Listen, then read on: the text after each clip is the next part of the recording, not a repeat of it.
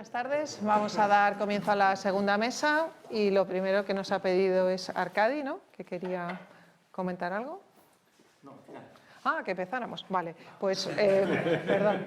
Bueno, Armando Zurro yo creo que es bien conocido por todos vosotros y para los que no me conozcáis soy Pilar Garrido, que soy oncólogo médico, como he dicho antes, y presidente de la Comisión Nacional de Oncología Médica y también presidente del Consejo Nacional de Especialidades. Entonces, la mesa que nos han encargado se trata de centrarse en el proceso del quién y el cómo en la evaluación de los residentes. Por lo tanto, del periodo de formación de los residentes con los pilares que eso significa, ¿no? Hemos pasado de la educación, ya hemos resuelto la universidad, ahora vamos a resolver el sistema MIR y mañana resolveremos la formación continuada, ¿no?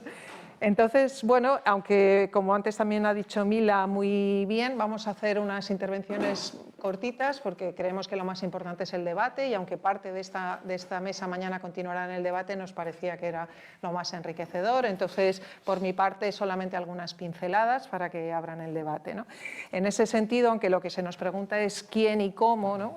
Quiénes tienen que evaluar y cómo tiene que ser esa evaluación, yo creo que hay una pregunta anterior, porque para saber quién evalúa y cómo se evalúa, pues la primera pregunta es evaluar cuál es el modelo que queremos, ¿no? Entonces, lo primero es cuál es el modelo de médico que queremos, si lo tenemos claro, porque eso tiene que ir el continuo formativo que siempre decimos, ¿no? Cómo es el modelo de médico, y eso tiene que ver con competencias transversales, generales, como las queramos llamar, eso tiene que ver con profesionalismo, tiene que ver con muchas cosas, lo tenemos claro, lo compartimos todos, porque si luego lo vamos a evaluar. Luego, ¿cuál es el modelo de especialista? Que ahí ya tiene mucho que decir probablemente, pues cada especialidad, cada comisión nacional, cada sociedad científica, pero luego también la pregunta que yo creo que es más importante es cuál es el modelo que quiere el sistema sanitario, porque teóricamente si nos centramos en la formación MIR, lo que estamos formando es profesionales para el sistema sanitario con dinero del sistema sanitario. Por lo tanto, esas visiones convergen. Lo que nosotros pensamos que es el modelo de médico, el modelo de especialista, es el modelo del sistema. ¿Alguien nos ha dicho por parte del sistema cuál es el modelo que quiere? Entonces, con eso yo ya dejo una pincelada que en relación al modelo, ¿no?, de formación, sabéis que hay un borrador de Real Decreto por ahí pululando que se ha hecho público de forma, bueno, pues a través de la prensa, que si queréis dejamos el debate para mañana, pero que yo creo que en un entorno como esto estaría bien hablar, que tiene que ver con eso, ¿no? Por lo tanto, uno sería la reflexión general, que yo apunto si tenemos claro y todos compartimos el modelo para poder evaluar. Luego, uno de los pilares claros, teóricamente, de la formación de los residentes son los tutores. Y yo personalmente considero, y creo que es otra cosa que me gustaría debatir, que hay un gap enorme entre la teoría y la práctica. Si nos vamos a la teoría, descansa muchísima responsabilidad en el tutor y, por tanto, la pregunta es, ¿el residente que formamos depende del tutor que tenga? Y eso es lo que queremos, porque en él descansa mucha responsabilidad sobre el papel, ¿no? Luego, cuando además aterrizas, y yo procuro ser siempre muy pragmática, eso no es verdad. En las sociedades científicas, en las comisiones nacionales, cuando preguntas muchas veces a los tutores por qué son tutores, te encuentras a veces respuestas como porque me lo ha dicho mi jefe que tengo que ser tutor. Entonces, estamos descansando un modelo de formación que tiene muchísima importancia en una figura que muchas veces no es ni siquiera voluntaria, ¿no? Si asumiéramos que es voluntaria y si asumimos que desde el compromiso individual hay mucho interés en eso, surgen otra serie de preguntas, es cómo los formamos, cómo los evaluamos. ¿Debemos hacer la misma formación en cualquier especialidad? Es una cosa que tiene que liderar cada una de las sociedades, de las comisiones nacionales, quién tiene que hacerlo. Tienen que ser armonizadas la formación de los tutores, cuánto peso tiene lo general, cuánto es lo específico, que eso vuelve, desde mi punto de vista, con el modelo de médico, de especialista y del que necesita el sistema, ¿no? Y que eso es fundamental.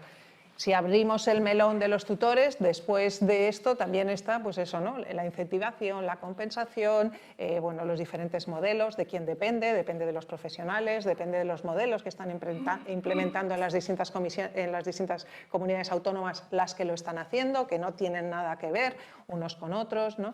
Quién los forma, en qué los formamos, porque las herramientas que ellos tienen que tener van a depender mucho del modelo este que estamos diciendo, ¿no? Y luego, ligando con una de las preguntas que se nos ha hecho, ¿y esto para qué sirve? Es decir, un residente tiene una evaluación perfecta, Nosotros cuando vamos a contratar a un profesional, si estás en una comunidad que hay bolsa, eso para empezar. Si no hay bolsa, yo nunca he visto que un residente me traiga de donde se ha formado la evaluación de las notas que ha tenido. La decisión por la que tomamos, si podemos elegir, es de la entrevista personal y de su jefe o de la persona que tú conozcas de ese servicio que boca a boca te dice si es un buen residente o no. Por lo tanto, en realidad estamos poniendo también mucho peso en evaluar, pero no estamos teniendo en cuenta en absoluto esa evaluación, ¿no?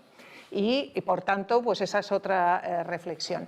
En ese sentido también, aunque hay una tendencia a intentar mejorar la evaluación, como he comentado antes, yo por mi formación en oncología médica, nosotros cambiamos el programa de nuestra especialidad hace unos años y fue pionero en implementar competencias. Y nosotros exigíamos una evaluación de esas competencias a los residentes bastante importantes, que incluyen una evaluación mediante un examen anual, que yo siempre pongo fotos de cómo todos los residentes de mi servicio, cada uno, porque hay un banco de preguntas, etcétera, es que se cumplía, Minicex, etcétera, etcétera. Esto es un BOE del 2013, el año pasado sale una resolución del Ministerio en la que te dice que los residentes se tienen que evaluar, ¿no?, con una puntuación y tal. Entonces la pregunta es, ¿entonces no tenemos que hacer el programa que hemos dicho, que tenemos que evaluar competencias, que tenemos que hacer Minicex, tal, o eso lo tenemos que trasladar a esta hoja? ¿Cómo lo trasladamos? ¿Lo trasladamos todos igual? Entonces parece que no vamos muy alineados. Pero insisto en lo mismo, a mí me sirve saber si mis residentes han aprobado un examen o no, pero no hay que cuando acabe la residencia este residente tiene una cualificación determinada, unas características, porque eso no cuenta. Y también, y ya es la última pregunta, todos sabemos que aunque tengan el mismo título, no se han formado igual todos los residentes de la misma especialidad. Depende de muchos factores, de muchos.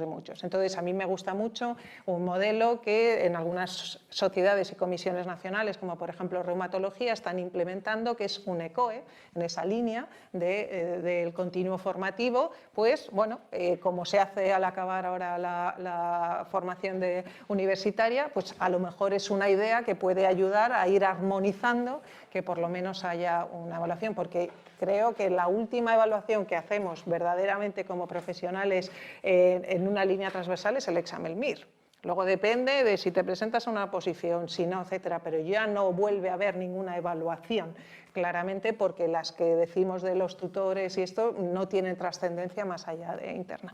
Y ya con todas estas preguntas yo me callo y cedo la palabra a mi cocher. Muchas gracias, Pilar.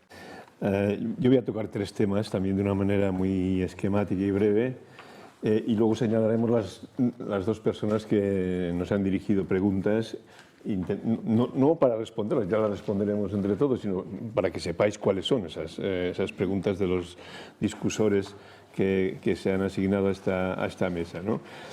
El primer ítem que quería tocar, y repito de manera muy esquemática, es algo que yo creo que es inherente no solamente a la evaluación, sino también a otros muchos factores relacionados con la profesión médica y con cualquier otra profesión, que es la responsabilidad social. O sea, evaluación y responsabilidad social son dos términos muy importantes que debemos siempre tener en cuenta, porque los sistemas, en este caso estamos hablando del sistema de formación médica posgraduada de todas las profesiones sanitarias, conocido por las siglas de MIR, pero se puede aplicar a cualquier otro elemento.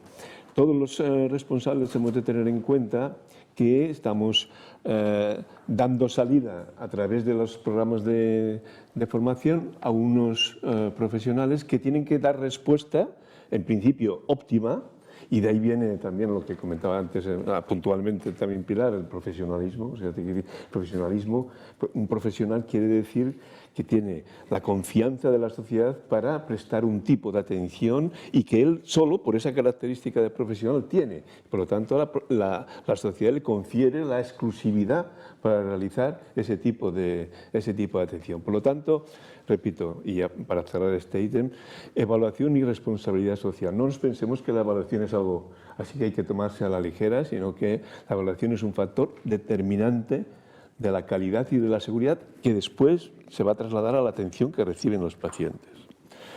El segundo es un elemento que cuando escuchaba antes al profesor Van der Vleuten, pues uno se da cuenta de que tiene que ser realista y saber dónde está, ¿no? que es evaluación e inercia del sistema. El sistema MIR, como todos los grandes sistemas, tiene una inercia impresionante, tiene una inercia esa que yo llamo de bola de nieve en la pendiente. O sea que no solamente tiene una inercia inicial, sino que esa inercia se va agrandando en el tiempo, la bola va creciendo y va aumentando la velocidad, de manera que cuando uno se coloca en la base de la pendiente y pretende ponerse delante de la bola de nieve irremediablemente le aplasta. ¿Qué quiere decir eso? Que hay que diseñar estrategias de cambio que por necesidad, por esta inercia de bola de nieve, no pueden ser radicales y rompedoras de pasar del blanco al negro, sino que hay que ser posibilista y diseñar lo que yo llamo estrategias de transición. O sea, mire usted, nosotros estamos en la situación A y queremos llegar en un tiempo X a la situación B. Pues diseñemos las acciones y las etapas que hemos de pasar para llegar a la... No pretendamos dar el salto en el vacío y pasar de la A a la B, porque nos quedaremos en la C, en el hoyo. O sea, no avanzaremos absolutamente nada. Y la tercera cosa que también, y la comentaba también puntualmente Pilar, que tiene mucho que ver con la evaluación, es la trascendencia de la evaluación. Y a ver, estamos evaluando, ¿y para qué estamos evaluando? ¿Qué significa eso para el profesional, para el sistema y para la sociedad? ¿Realmente esas evaluaciones o esas discriminaciones clasificatorias que se pueden pensar que son útiles, por ejemplo, el residente apto, el residente apto destacado o el residente excelente, realmente luego tienen una traducción en la vida profesional, en el desarrollo profesional continuo de ese profesional, o no la tienen? ¿No? Estamos haciendo algo, un filtro de o blanco o negro, de lo del examen MIR, ¿no? Dice que es lo típico de los exámenes de pasa y olvida, ¿no? Pásalo y olvídate de que has hecho o de lo que has hecho y de lo que has aprendido, ¿no? O de lo que te han examinado. Son tres elementos que yo creo que son en los que hay que reflexionar profundamente porque tienen gran relevancia, gran importancia. Repito, evaluación y responsabilidad social, evaluación y cómo se puede modificar teniendo en cuenta la gran inercia del sistema, y luego también reflexionar sobre la trascendencia de la evaluación, ¿no? Y para acabar ya, las preguntas que nos han hecho, ¿no? Javier de Toro nos dice, ¿no? Dice, estoy totalmente convencido que lo más importante en la evaluación formativa es la reflexión del MIR en este proceso evaluativo, pero en la práctica. ¿Qué aporta poner a un MIR una calificación, comentaban también, de un 2 o 3 en su evaluación si no va a ser discriminativa, o si no va a tener trascendencia, o si no va a servir para gran cosa o para nada? Y la segunda cuestión que plantea Javier es un problema actual que tenemos en nuestro servicio, es la evaluación de los MIR de familia, que han reducido la rotación a un mes natural, que en la práctica son 20 jornadas de trabajo a las que hay que descontar las salidas de las guardias. Esto se puede extrapolar a las rotaciones que se programan de un mes en otras especialidades. ¿Qué objetivos se pueden plantear en tan corto espacio de tiempo y cómo evaluarlos? Bueno, es decir, algo que se relaciona con el concepto de efectividad y eficiencia de los programas de formación, ¿no? En el sentido de si realmente se diseñan pensando en que van a servir realmente para incrementar la situación competencial de los residentes. Y esta mañana nos ha hecho también llegar preguntas Javier Elola. Hace una primera consideración, dice, es importante evaluar. En evaluar es importante quién y cómo, pero también lo es el qué, es obvio, ¿no? Es decir, que claro, las preguntas de la mesa son quién y cómo, pero también es necesario saber qué es lo que queremos evaluar, que está en relación con lo que comentaba Pilar, del tipo de profesional que queremos, el modelo sanitario al que tiene que servir, etcétera. Aquí no estamos trabajando desde una perspectiva absolutamente teórica y en el vacío, sino que tenemos que trabajar desde una perspectiva aplicada a un contexto determinado, ¿no? La segunda cuestión que plantea Javier Lola es que es necesario evaluar competencias y, sobre todo, dice él, las relativas al conocimiento científico médico. Creo que, bueno, más o menos yo creo que estaremos todos de acuerdo de que tenemos que ir por ahí. El problema es hacer una buena selección de esas competencias, de las competencias específicas, de las competencias transversales y diseñar unos métodos adecuados para evaluarlas. Y luego se hace una tercera cuestión, que la centra en una pregunta, dice, ¿deberían ser las comisiones nacionales de especialidad las que definieran el perfil competencial de los tutores, les acreditaran y evaluaran periódicamente? Bueno, qué bien. Esta pregunta la podrá responder con más razón Pilar, en razón de su situación actual. Pero bueno, estas son las cuestiones introductorias y las preguntas. Pues yo, si queréis, empezaría el debate entonces para qué sirve la evaluación directamente, ¿no? Porque creo que es un poco de lo que subyace. Una de las cosas que pasa mucho también en los hospitales, los residentes normalmente empiezan, en los hospitales y entiendo que también en primaria, los hospitales no empiezan en su servicio y lo normal es que cuando lleguen a su servicio vengan con unas evaluaciones fantásticas porque nadie se ha preocupado de tener grandes problemas con un residente, entre comillas, que no es suyo. Es una cosa absolutamente real. Entonces, en ocasiones lo que sucede es que cuando empieza ya en su formación en su ámbito más estricto, bueno, pues no es tan buen residente como parece. Entonces, cuando te empiezas a poner ya en la evaluación negativa, ya se te ponen los pelos de punta, porque eso no, ni está bien escrito en ningún lado, la responsabilidad que tienes no tienes ninguna para decir que un residente es excelente, como se te ocurre decir que un residente no es bueno, te metes en un lío de tres pares de narices en un año intermedio. Si esto llegas a la conclusión de que no te parece bueno, pero le vas dando una oportunidad que no la cumple y llega al final y te encuentras en unas situaciones que le voy a dar el título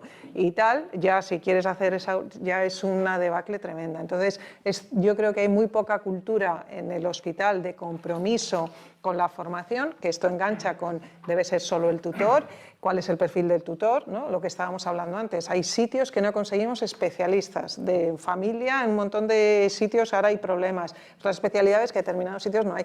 De verdad que encima de tener esos profesionales, como sea un sitio docente, van a querer, además de esa función de asistencia, la docencia, se la vamos a imponer, la tutoría. En los perfiles en determinados servicios, tú lo que necesitas contratar es una persona que te cubra, yo qué sé, la cirugía específica de no sé qué, o la oncología, el cáncer de mama. Bueno, y va a ser un buen tutor, simplemente es el último que ha llegado, es decir, hay mucho, pero al final todo pivota en, ¿y esto vale para algo? Sí que vale para nosotros, teóricamente, para identificar residentes muy malos que haya que quitar del sistema. Eso teóricamente debe funcionar, aunque supone una pesadilla. Pero en el resto, en realidad, ¿está sirviendo para algo? ¿Queremos que sirva para algo? Y entonces, ¿cómo lo hacemos? ¿No? Yo abriría por ahí el debate. Adelante. Chesca.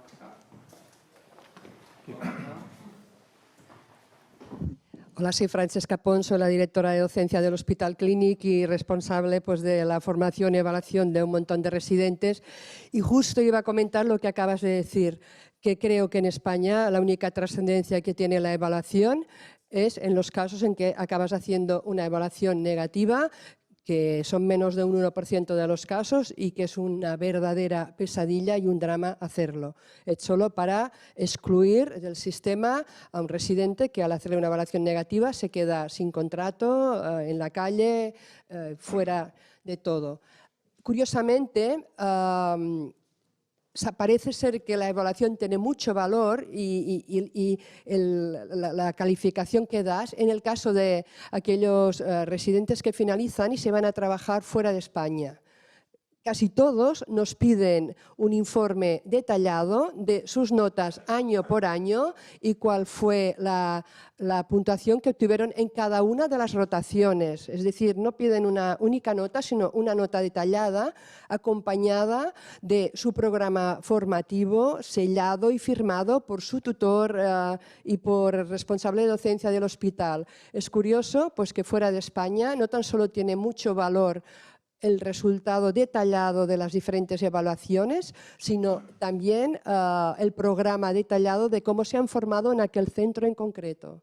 En cambio, en el caso de aquí, el programa jamás nos lo han pedido, es especialista, todos tienen el mismo título y no discrimina para nada, ni la evaluación, ni tampoco el programa formativo que ha seguido en aquel centro. Quizás deberíamos darle algo de importancia, ¿no? Pero nos... Jesús Millán, en realidad yo hacía preguntas en la mesa anterior y no he intervenido porque el conferenciante me las ha contestado y con su exposición, ¿no? Que, por cierto, algunos de vosotros me habéis oído en el café que yo hago todo lo que él decía, lo que pasa es que lo hago mal, ¿no? Pero lo hago todo. No, pero voy a manifestar mi opinión sobre la evaluación. Efectivamente, el desideratum sería que sirviera, ¿no? Desde el punto de vista de la proyección profesional. Pero aún así, aunque no sirva para eso, tenemos que evaluar correctamente. Es un problema de justicia.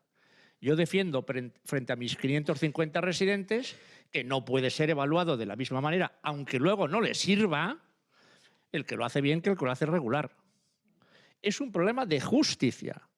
Y ellos se tienen que acostumbrar al que lo hace más y mejor, saque mejor nota, por decirlo de alguna manera, ¿no? Y por el sistema de evaluación que señalaba Pilar, esa controversia, ¿no?, de un programa que nos dice que las fichas, qué es lo que tenemos. Claro, yo creo que no entra en conflicto, ¿no? Tenemos que evaluar.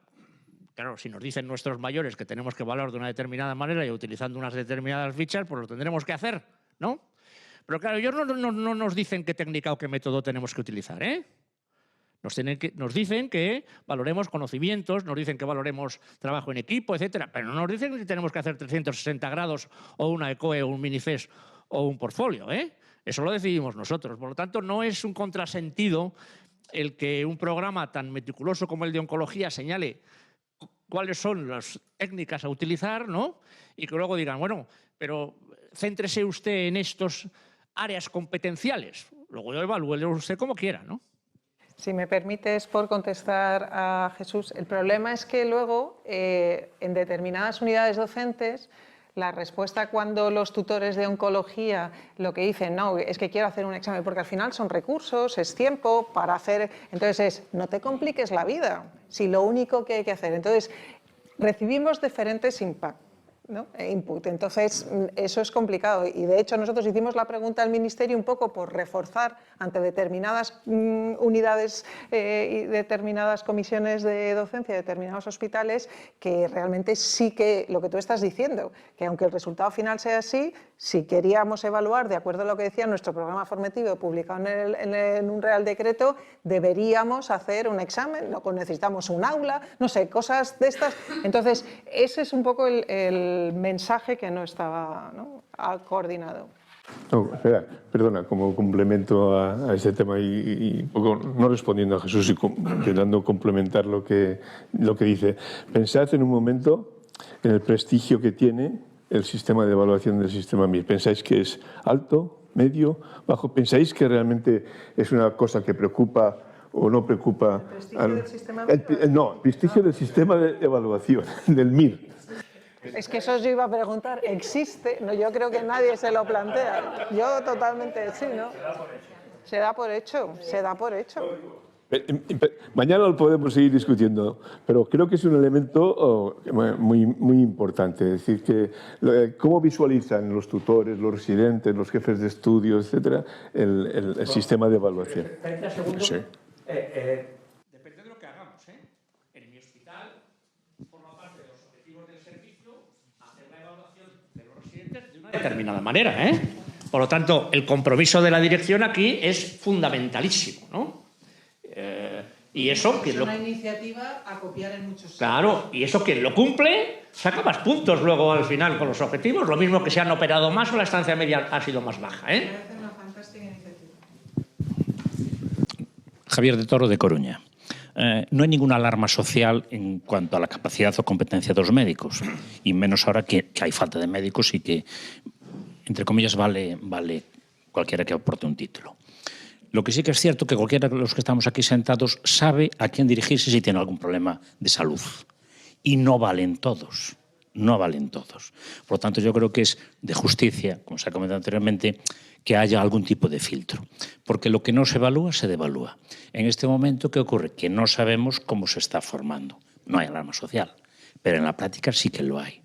Entonces, lo que sí que es importante, yo soy un defensor de la evaluación, no casi de poner números, pero sí de aptitud, y luego en nuestro sistema es imposible sacar a un médico del sistema. O sea, un alumno que aprueba el MIR acaba siendo especialista. El 99,9 y el 99,9, insisto, posiblemente habría que, no solamente la evaluación, sino qué tipo de perfil deberían de tener, ¿no? Porque yo creo que no solamente son conocimientos, son habilidades, es discurso, una serie de competencias que quizá no se están evaluando y, a mi juicio, sí que debían de evaluarse. Milagros García Barbero, de la UMH y presidente de la SEDEM. ¿Vale? Yo creo que el quid está un poco en lo que habéis dicho los dos, ¿para qué y por qué? Que es lo que ya he preguntado. Y yo creo que es un problema de responsabilidad social. Entonces, la evaluación debería ser obligatoria porque los tutores, hospitales, lo que sea, la persona que sea del hospital, tiene que certificar que esa persona está capacitada al nivel que tiene que estar para poder ejercer en la sociedad. Esto no pasa en historia del arte, no hace ninguna falta, porque no está uno jugando con las vidas y esto es mucho más serio, ¿no? Pero respecto a lo que tú has dicho, siempre me llama la atención que aquí las autonomías ponen el número de plazas, sacan el número de plazas MIR dependiendo del trabajo que necesitan. No, señor, son plazas docentes, deberían sacarlas todas. No son trabajadores a bajo coste, por un lado. Y segundo, lo que has dicho tú es que hay que mirar las necesidades del sistema. ¿Pero de qué sistema? Es que ¿cuántos médicos exportamos? Entonces, ¿de qué sistema estamos hablando? Porque es que nosotros somos Unión Europea. No somos la Comunidad Valenciana, ni Madrid, ni España. En este momento somos la Comunidad Europea. Entonces, yo creo que eso es muchísimo más amplio y por eso, hay algunas especialidades que sí que tienen hecho un programa formativo a nivel europeo, ¿no? Prueba de ello, bueno, tomarlos ahora mejor que yo. ¿Cuántos médicos hemos exportado y cuántos exportamos o cuántos lo piden, por lo menos, ¿no? Entonces, yo creo que ahí nos miramos un poco el ombligo, una vez más, o las comisiones de especialidad, cada una se mira el ombligo en eso. A lo mejor hacía falta que eso se mirara por una comisión, un comité más amplio, quiero decir, que no la propia especialidad, que probablemente está muy sesgada, aunque por supuesto que son los que más saben, ¿no? Pero yo creo que a lo mejor habría que ampliarlo un poco a otras especialidades o a un conjunto del hospital. ¿Cómo funciona un profesional en un hospital? No solo una especialidad, es en el hospital en general donde tiene que funcionar. Y ya digo, no creo que seamos la Comunidad Valenciana en el caso de la Miguel Hernández, sino creo que somos Europa y por lo tanto habría que mirar un poco más. La mayoría de los programas formativos, digamos, tienen que converger con el modelo europeo, ¿no? Las especialidades que están reconocidas, ¿no? Y hay cosas. Yo soy Tomás Cobo, que soy el vice de la Organización Médico Colegial. ¿Qué voy a hablar antes que el presi? que está. Tomás Cobo. Un poco en la línea que dice Pilar, ¿no? Yo creo que el sistema MIR, no voy a decir que es malo, pero desde luego no es óptimo. Y no es óptimo desde el momento en el que alguien, simplemente por el número que haya sacado en un examen tremendamente duro, pueda escoger una especialidad. No todos valen para neurocirujanos, no todos valen para anestesistas. Y digo esas especialidades porque son especialidades que requieren unas capacidades para las que no todo el mundo está preparado. Punto uno. Y ahí falta una evaluación de las competencias y de la adquisición de las mismas, de la diligencia. En cuanto a la evaluación continuada, que va en esa línea, es decir, que el sistema de manera natural sea capaz de, no de eliminar, sino de redirigir a la persona, al profesional, hacia el punto en el que mejor va a ser capaz de desarrollar sus capacidades. Eso por un lado. En cuanto a las evaluaciones ya puramente técnicas, efectivamente tenemos que ir en la línea de Europa, que es lo que dice Pilar. Y ya hay muchísimo trabajo hecho desde UEMS. En ese sentido hay cantidad de boards, cantidad de diplomas europeos, que es hacia donde debemos dirigir a los MIRES. Es decir, es importante que durante tu periodo de MIR atravieses el examen, el diploma europeo de anestesia o el diploma europeo de trasplantes o el diploma europeo que te corresponda. Y es fácil, es sencillo y es algo que no nos impone Europa, es algo en lo que hemos colaborado directamente a través de las diferentes secciones especializadas de la OEMS. Y soy redundante con lo que tú dices, yo estoy completamente de acuerdo que no será el 100%, pero vamos a decir que el 90% de los MIRES que entran en una especialidad la terminan, porque sucede lo mismo que nos sucede con los médicos, con nuestros compañeros con el programa PAIME.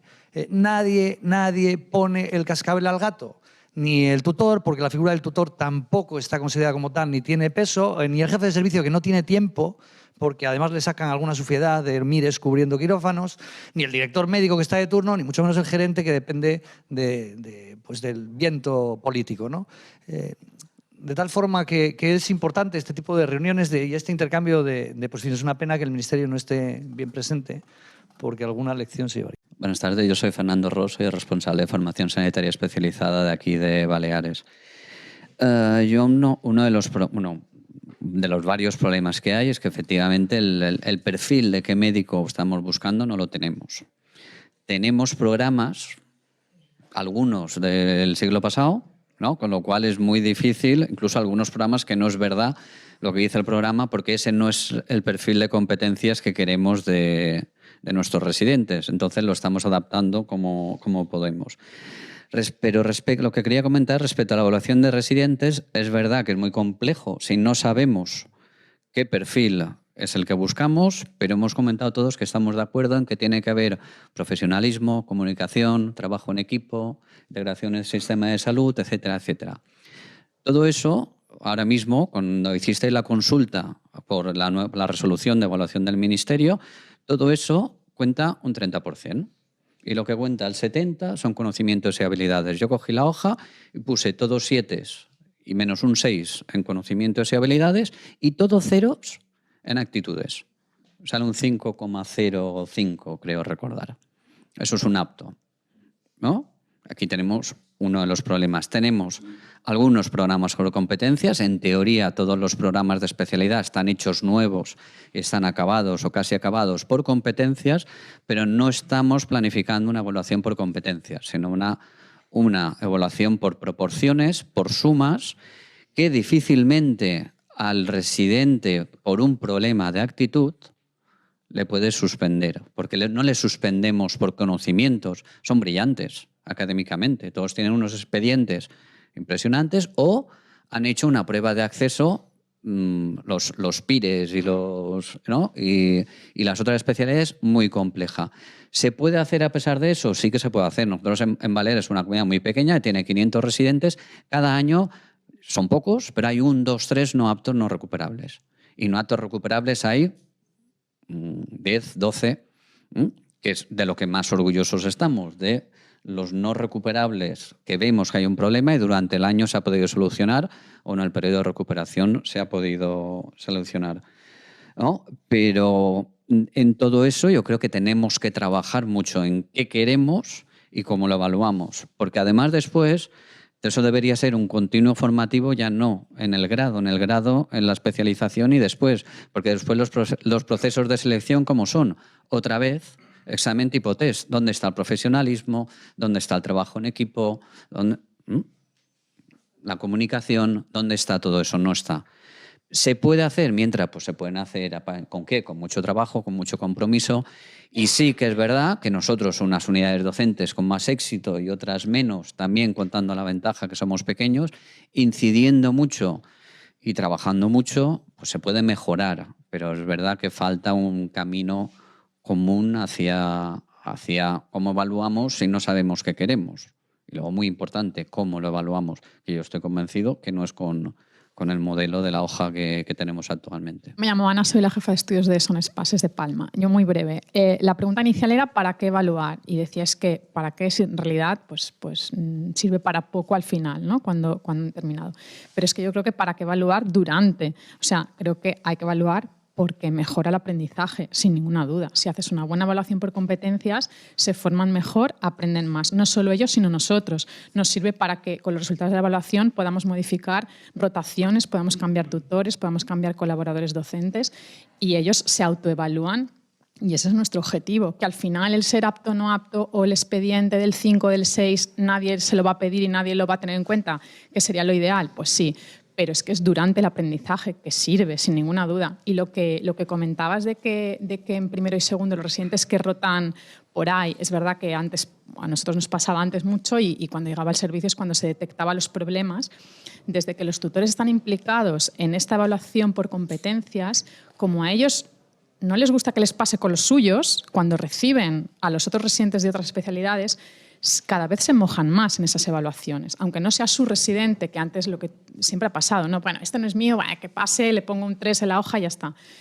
Como a nadie le gusta que le pase eso, porque todos se van encontrando con esos problemas tarde o temprano, que les llega el R3 desastroso, pues cada vez se implican más en esos primeros años y se detectan antes los problemas. Pero para eso tienes que tener montado una formación, una evaluación por competencias, sino con solo una ficha de 2-3 nadie detecta nada y cuando lo detectas es demasiado tarde. Sí, yo creo que en ese tema que estoy totalmente de acuerdo contigo, que hay una tendencia cambiante, pero lo que hace falta también es que los tutores estén motivados, que no sea que tu jefe ha dicho has llegado el último, te ha tocado y que por parte del servicio y de la hospital se le dé un tiempo para poder desarrollar todo eso, ¿no? Que son cosas que no están bien resueltas en muchísimos sitios, ¿no? Me llamo Serafín Romero, soy médico de familia, y ahora me toca estar en otro lado de la mesa. Simplemente algunas aportaciones a modo flash, porque en este debate, además por el factor tiempo, hombre, vamos a reivindicar la memoria, sí que hay cosas escritas. ¿Para qué sirvió lo del médico del futuro? Sí que tenemos un perfil de lo que queremos, aparte de otras monografías, y esto por reivindicar el papel de estos encuentros, porque tenemos tendencia al día de la marmota, y claro, esto nos hace empezar otra vez de cero, y yo creo que hay cosas que hemos hecho. La segunda, voy a reivindicar otro término. Estamos hablando del continuo formativo, ¿no? Yo me gustaría que habláramos del continuo evaluativo.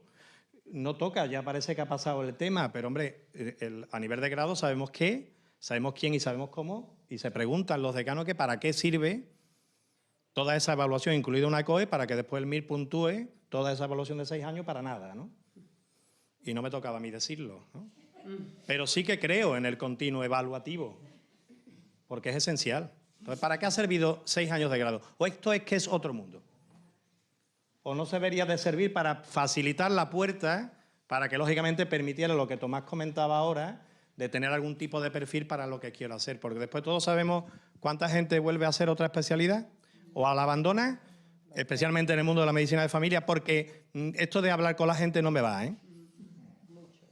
Porque hay otras cosas que tenemos que ver, y esto es responsabilidad social. No basta con que tenga uno una alta cualificación técnica, inclusive manual, sino hay que tener otra. Y esto me toca como colegio, que es profesionalismo, pero eso es responsabilidad social, porque después efectivamente tenemos que atender a compañeros con serias dificultades de comunicación, pero es que además, lo voy a decir cariñosamente, raritos, y todos lo sabéis. Sí, claro, no, pero es que esto de la medicina no basta con el coeficiente intelectual, ya lo hacemos mal. Hace falta otro que es el coeficiente intelectual emocional, el manual, etcétera. Y esto tenemos un hándicap, ¿verdad? Y encima, si lo trabajan en el grado, tampoco sirve. Yo, ahora simplemente en positivo, creo que estamos trabajando desde hace unos años en tener una sola voz profesional. No permitamos que nos construyan los decretos. Hay suficiente masa gris aquí y en muchos sitios para que el decreto lo construyamos nosotros, pero en ese continuo formativo y evaluativo. Y otro, el político que lo aplique, ¿no? Es una simple provocación, me gustaría hablar más. Sí, yo simplemente, respecto a lo del Día de la Marmota, lo que me refería del modelo... Que yo creo que el modelo de médico, el modelo de especialista, los profesionales lo tenemos bastante claro. Y el tema es que teóricamente lo que estamos formando es para el sistema, porque es el sistema tal, tienen claros el sistema que comparten la visión de modelo de médico que nosotros tenemos. Iba por ahí mi reflexión, ¿no? Elena Polentinos, de la Sociedad Española de Medicina de Familia y Comunitaria y vocal de la Comisión Nacional de la Especialidad de Medicina de Familia. Pues yo creo, primero una cosa negativa y luego ya la cosa positiva, que yo creo que hay demasiada cosa negativa. La cosa negativa es la oportunidad que se ha perdido con el Real Decreto del año pasado, que se ha enfocado en la evaluación sumativa y, como acaba de decir Serafín, lo importante sería que la evaluación formativa tuviese un peso mucho más preponderante, porque es lo que realmente guía a los residentes para aprender y para sacar el mayor provecho de ellos. La evaluación formativa, además, yo creo que está para evaluar competencias. Yo creo que eso también es un marco que ya aparecía, por ejemplo, en el programa oficial de la especialidad de Medicina de Familia en el 2005, que yo creo que seguimos ahora trabajando por reactualizar nuestros programas y vamos en esa línea, en adquirir competencias y en evaluar competencias. Esa es la parte, voy a decir, negativa. Y la parte positiva es que, bueno, yo he trabajado en una unidad docente hasta mayo como técnico de salud y he formado parte de comités de evaluación, las fichas de evaluación llegan, los informes de los tutores. Entonces, creo que sí que actualmente, o sea, que no es tan así la evaluación de un proceso burocrático y pongo un 3 a todos. Yo creo que se ha avanzado bastante en ese sentido. Creo que es muy importante también, como decían en la presentación Van der Leuten, es que no sé si lo pronuncio bien, el tener este comité de evaluación, porque el tutor es verdad que siente un peso importante sobre él cuando tiene que evaluar al residente y es muy importante el formar parte de ese comité de evaluación en el que hay evaluaciones de los colaboradores docentes de cuando el residente rota en un sitio, cuando atiende a los pacientes en la urgencia del hospital, en las urgencias rurales, cuando también el proyecto de investigación también se evalúa, cuando tienes un portafolio en el que el residente sí ha sido docente, se ha aprovechado y ha sido discente, etc. Entonces, todo eso en los comités de evaluación sí que se expone y sí que tiene relevancia y sí que es verdad que para la mayoría de los residentes, al final el residente